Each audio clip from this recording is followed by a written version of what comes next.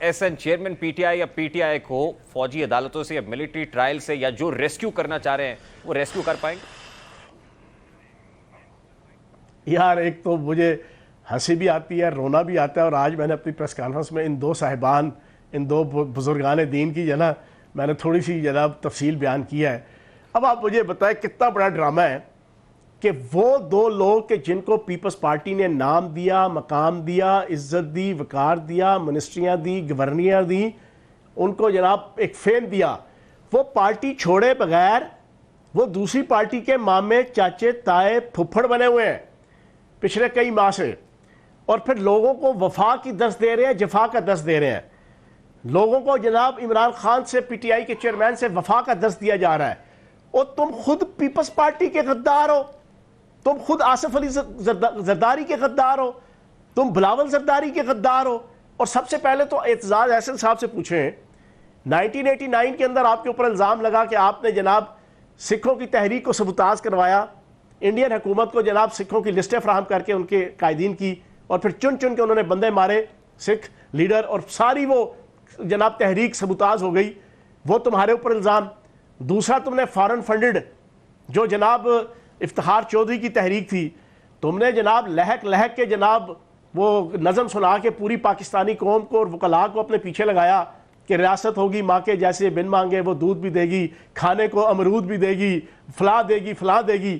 جب سارے لوگ پیچھے چل پڑے تو جناب بحال ہوا، تو 6 مہینے بعد یہی اعتزاز احسن صاحب جناب گالیاں نکال رہے تھے چودھری افتخار کو کہ اس سے بڑا 2 نمبر بندہ کوئی نہیں ہے، میری زندگی کی غلطی، میں نے اس کو سپورٹ کیا۔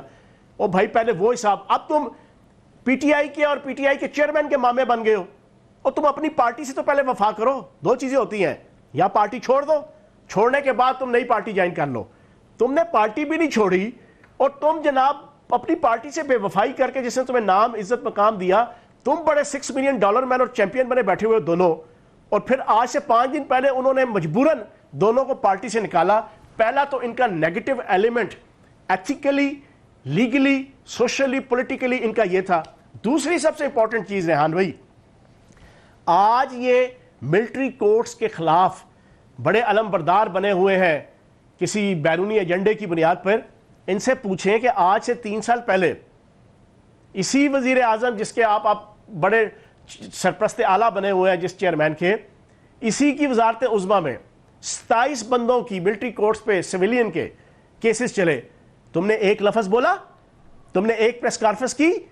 تم نے اسلام آباد ہائی کورٹ میں یا لاہور ہائی کورٹ میں یا سپریم کورٹ کے اندر کوئی رٹ کی، کوئی اس کے خلاف جد و جہد کی؟ اس وقت تو تمہارے منہ میں گنگنیاں تھیں، اس وقت تو تم اس کے چیف سپورٹر تھے، اور اس وقت ایک سویلین کے اوپر صرف اس وجہ سے آپ کا ملٹری کورٹس کے اندر کیس ہوا کہ ایک سویلین نے آرمی چیف کو خط لکھا کہ جناب آپ اتنا زیادہ ملک کے وزیر اعظم کی سپورٹ کیوں کر رہے ہیں، آپ ان کی ہر غلط بات کے اوپر ان کے ساتھ کیوں کھڑے ہیں؟ تو جناب اسی پارٹی چیئرمین اور وزیر اعظم کے اپروول سے اس سویلین کے خلاف ملٹری کورٹ میں کیس چلا تھا۔ ٹھیک، آپ حسن عسکری کی بات کر رہے ہیں، یہ لطیف کھوسا کدھر تھے؟ آئینی ترمیم کی بات کر کے بھی جسٹیفائی کرنے کی کوشش کرتے ہیں۔ خیر جو کچھ ہو رہا ہے، میں ذرا مجھے اجازت دیں کہ میں اب آپ کی پارٹی اور آپ کے استحکام پاکستان کے ساتھ جو سیاسی سفر ہے اس پر کچھ بات کر سکوں۔ دبئی میں اون چودھری صاحب موجود ہیں، جہانگیر ترین صاحب لندن گئے، وہاں شاید ملاقات ہوئی نہیں ہوئی، لیکن انہوں نے اپنے نمائندے کو دبئی بھیج دیا۔ تو کیا ہو رہا ہے؟ استحکام پاکستان پارٹی کی کوئی بات نہیں بن رہی ہے ابھی 2 پولیٹیکل پارٹیز کے ساتھ، تبھی پارٹی صدر کو کل کہنا پڑا کہ ہم علیحدہ الیکشن لڑیں گے اور ہمارا وزیر اعظم کا کینڈیڈیٹ جہانگیر ترین ہوگا۔ یار دیکھو، ہر پولیٹیکل پارٹی علیحدہ ہی الیکشن لڑتی ہے۔ ایک سیٹ ایڈجسٹمنٹ کی بات ہو رہی تھی نا یہاں تو وہ پارٹیاں جو سنیں، میں بتا رہا ہوں نا، ہر پولیٹیکل پارٹی اپنی علیحدہ ڈسٹنکشن، اپنی علیحدہ آئیڈینٹی، اپنی علیحدہ حیثیت، شخصیت اور مقام رکھتی ہے۔ اب موقع کے اوپر دیکھا جاتا ہے کہ جب الیکشن اناؤنس ہوگا، الیکشن شیڈیول آئے گا، اس پہ پوری ملکی سطح کے اوپر یا ہر ڈسٹرکٹ میں لوکل سطح کے اوپر کسی پارٹی کے ساتھ کوئی سیٹ ایڈجسٹمنٹ، کوئی معاملات وہ موقع پہ دیکھے جا سکتے ہیں۔ ابھی ہمارے کسی لیڈر کی کوئی پیپلز پارٹی کے ساتھ، نون لیگ کے ساتھ کوئی نہ کوئی ملاقات ہوئی ہے، نہ کوئی ملاقات ہونی ہے۔ اب اپنی طرف سے پرسپشن کریٹ کرنا یہ تو بڑا آسان ہے۔ اون چودھری صاحب دبئی میں کیا کر رہے ہیں؟ سوشل میڈیا اور بھائی دبئی کے اندر آدھا پاکستان بیٹھا ہوا ہے, آپ ساروں کا پوچھیں گے وہ کیا کر رہے ہیں. جہانگیر ترین صاحب جب لندن گئے تھے تو آپ نے کہا تھا ملاقات ہو سکتی ہے نواز شریف صاحب سے. اور بھائی میں نے ایک یہ بات کہی تھی جو بہت زیادہ ایمفیسائز کر رہے تھے سارے ٹی وی چینلز کے اینکرز اپنے پروگرام کے اندر کہ کیا ہو رہی ہے, کیا ہو رہی ہے, کیوں ہو رہی ہے. اور بھائی میں نے اس پہ جواب دیا تھا کہ ہماری پولیٹیکل پارٹی پی ٹی آئی کے چیئرمین کی طرح نرگسیت کا شکار نہیں ہے. ہمارا چیئرمین, ہماری پولیٹیکل پارٹی, ہم نیشنل ایشوز کے اوپر, پاکستان کی سوورنٹی کے ایشوز کے اوپر, پاکستان کی بقا اور پاکستان کی معیشت کی بہتری کے ایشو کے اوپر ہم ہر پولیٹیکل پارٹی کے لیڈر کے ساتھ بیٹھنے کو تیار ہیں اور بیٹھیں گے. لیکن الیکشن کے حوالے سے وہ علیم خان صاحب فائلیں وہ اٹھا کے لے گئے. آپ نے جناب شہداء کی تصویروں کو اور مجسموں کو اپنے ہاتھوں سے توڑ توڑ کر پوری پاکستانی قوم کو اور شہداء کی فیملیوں کو ڈی مورلائز کر دیا. اور آپ کہیں کہ جی آپ ریڈ لائن ہیں, آپ کو کوئی ہاتھ نہیں لگا سکتا, آپ کو کوئی گرفتار نہیں کر سکتا, آپ کو کوئی پابند سلاسل نہیں کر سکتا. یہ بات تو ٹھیک ہے, اب now he'll have to face the music, اب ان کو بھگتنا پڑے گا اور بھگت رہے ہیں شاید. میں تو یہ پوچھ رہا ہوں کہ ایز آف ناؤ آج گراؤنڈ ریالٹی پاکستانی پالیٹکس کی کیا ہے کہ زیادہ طاقتور کون ہوا ہے ایک پارٹی کے کارنرڈ ہونے سے؟ دیکھیں ابھی ساری صورتحال بڑی ڈیفیوز ہے, یہ وقت کے ساتھ ساتھ کلیئر ہوگی. میں ذاتی طور پہ جو میں حالات دیکھ رہا ہوں, میں نے پہلے بھی کئی پروگراموں کے اور شاید آپ کے پروگرام میں بھی میں نے کہا کہ مردم شماری وقت پہ مجھے کمپلیٹ ہوتے ہوئے دکھائی نہیں دے رہی. مردم شماری وقت پہ کمپلیٹ ہو گئی تو اس کا آفیشیل گزٹ وہ مجھے وقت پہ آتا ہوا دکھائی نہیں دے رہا. آفیشیل گزٹ آ جاتا ہے تو قانون اور آئین کہتا ہے کہ آفیشیل گزٹ مردم شماری کا آئے گا. یہ آئین کا نقطہ ہے, آرٹیکل ہے, میں اپنی زبان میں آپ کے سامنے رکھ رہا ہوں قوم کو سمجھانے کے لیے, عوام کو سمجھانے کے لیے, کہ جب آفیشیل گزٹ جاری کر دیا جائے گا ریاست پاکستان اور حکومت پاکستان کی طرف سے, تو پھر ریاست پاکستان پابند ہے کہ قومی اور صوبائی اسمبلی کی نئی حد بندیاں کر کے وہ الیکشن کرائے گی. وہ پرانی حد بندی پہ الیکشن نہیں کرا سکتی. پھر وہ حد بندیوں کا 3 4 5 مہینے کا پروسیس ہے. تو مجھے تو نہیں نظر آتا کہ یہاں سال 1.5 سال تک کوئی الیکشن کے معاملات ہوں. لیکن اگر ہوں بھی تو جناب ابھی چیزیں ساری ڈیفیوز ہیں.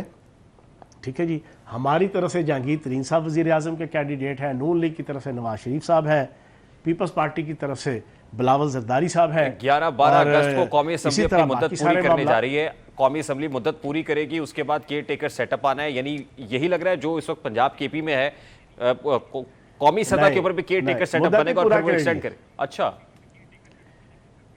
قومی اسمبلی مدت ہی پورا کرے گی, مدت سے پہلے ڈیزالو ہوگی.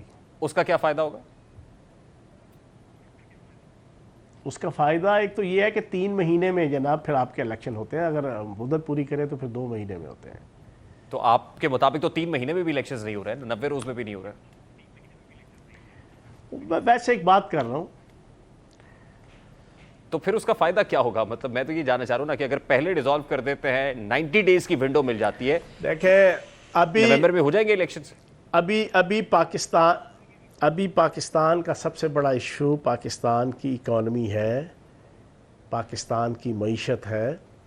پاکستان کے اندر جو مہنگائی کا طوفان بدتمیزی آیا, آئی ایم ایف نے پچھلے 1.25 سال, یہ بڑا ایک لمبی چوڑی سازش تھے اس ملک کے خلاف ہوئی, جس میں یہ پی ٹی آئی کے چیئرمین اور پی ٹی آئی کی لیڈرشپ اور یہ سارے اس میں برابر کے انوالو اور شریک ہیں.